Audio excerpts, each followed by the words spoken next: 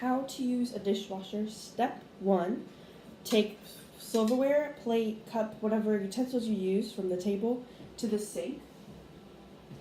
Next, turn on the water and wash off all of the excess food or sauce that's on your plate.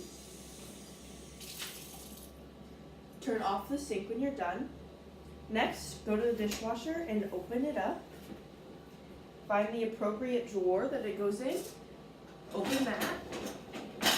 Stick your plate in one of the plate holders.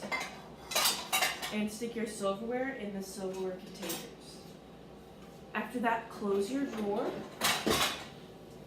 Find your soap, either puck or the liquid, and stick that in the soap container. Shut the soap container. Shut the dishwasher. And make sure it's on cool dry. And then move the nozzle to the correct mode.